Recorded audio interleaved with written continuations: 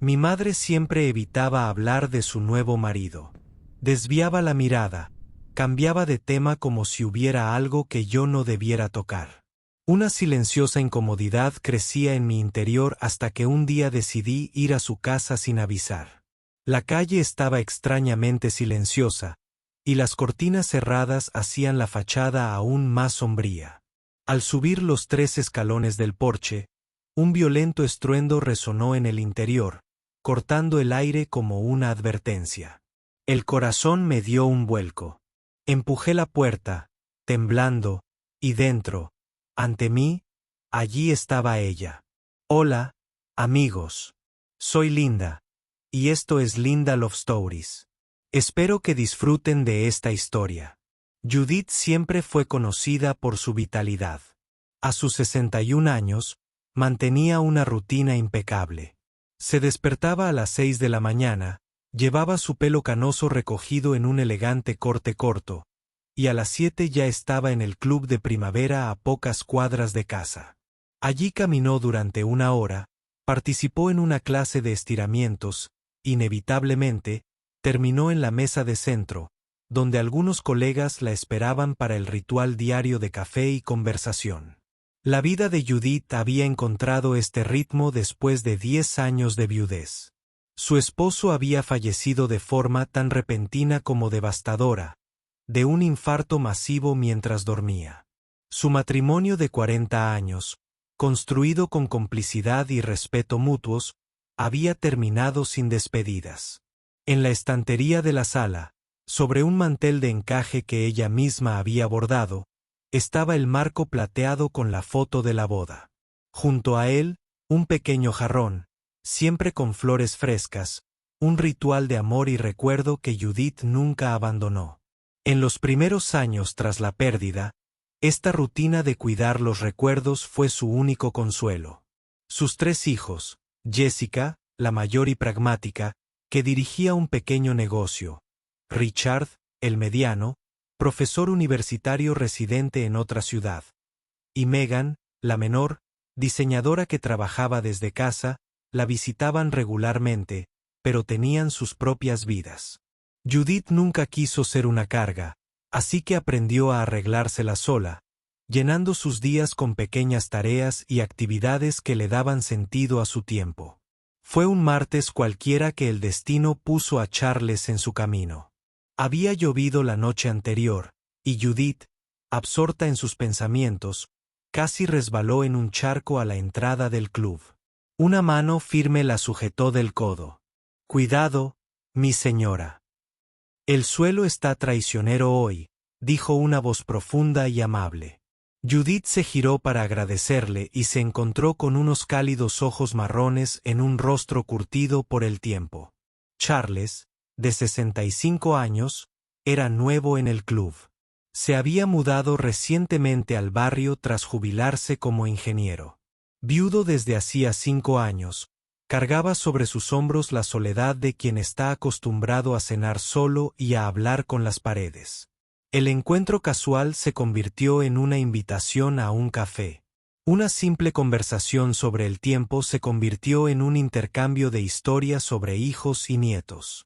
Una hasta mañana en la despedida abrió el camino a paseos juntos, almuerzos ocasionales, y con el tiempo, llamadas telefónicas nocturnas donde ambos confesaban que el silencio de la casa a veces pesaba demasiado. 4 meses después de ese primer encuentro, Judith se dio cuenta de que sonreía más. Se cepillaba el pelo con más cuidado antes de salir. Usaba el perfume que había guardado en la cómoda durante años. La vida cobraba colores que se habían desvanecido, y esto la asustaba y la deleitaba a partes iguales. Cuando decidió contarles a sus hijos sobre Charles, imaginó que compartiría buenas noticias. Organizó un almuerzo dominical, preparó la pasta que a todos les encantó y, al final, al servir el café, mencionó con indiferencia que estaba conociendo a alguien especial. El silencio que siguió fue como un golpe en el pecho. «Mamá, ¿estás segura? Apenas conoces a este hombre». Jessica fue la primera en reaccionar. frunciendo el ceño como cuando era niña y no estaba de acuerdo con algo. «¿No crees que vas demasiado rápido?», añadió Richard, ajustándose las gafas con aire de profesor. «Primero tenemos que conocerlo. Averiguar quién es, cuáles son sus intenciones».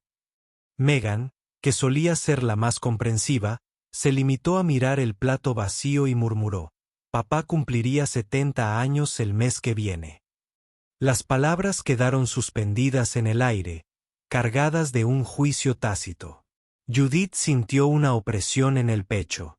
No esperaba una aprobación inmediata, pero tampoco estaba preparada para la resistencia velada, para las expresiones de preocupación que apenas ocultaban la desaprobación. «No te pido permiso», respondió finalmente, con la voz más firme que sintió por dentro. «Solo comparto algo que me ha hecho bien. Charles es un hombre bueno y respetuoso. Conocerlo me ha alegrado el día». «Mamá, no queremos que sufras», dijo Jessica, suavizando la voz. «Ya sabes cómo la gente de esa edad puede tener problemas de salud, dependencias. Cuidaste de papá tanto tiempo cuando enfermó antes del infarto. ¿De verdad quieres pasar por eso otra vez? ¿Y si le interesa tu casa, tu jubilación?». Richard añadió, siempre pragmática. Judith sintió que se le encendía la cara. Fue como si de repente sus hijos la vieran como una niña incapaz de tomar decisiones, o peor aún, como una anciana despreocupada, fácilmente manipulable. El almuerzo terminó ese mismo día con promesas vacías. «Solo queremos lo mejor para ti y lo conoceremos mejor». 3 semanas después, Judith anunció que ella y Charles habían decidido casarse. Fue una ceremonia sencilla en el registro civil, con solo amigos como testigos.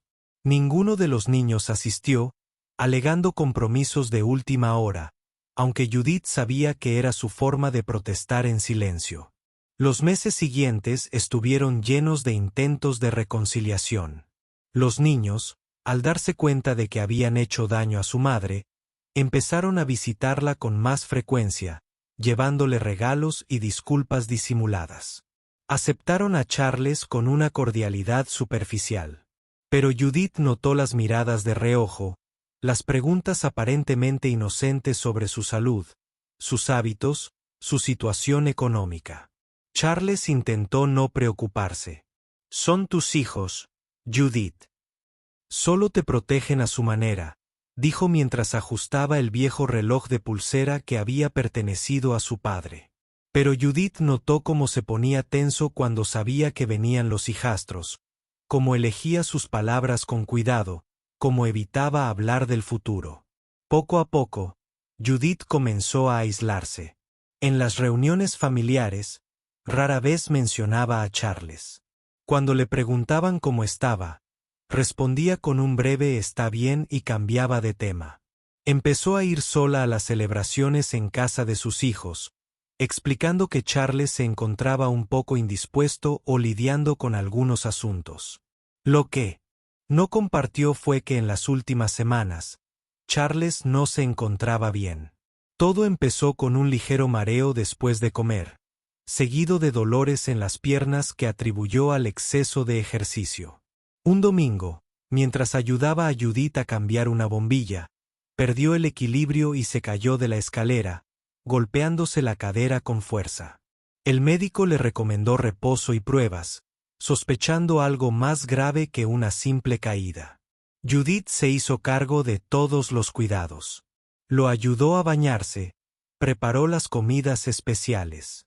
Le recomendó el médico, le administró la medicación a la hora correcta y le cambió los vendajes de la herida de la cadera.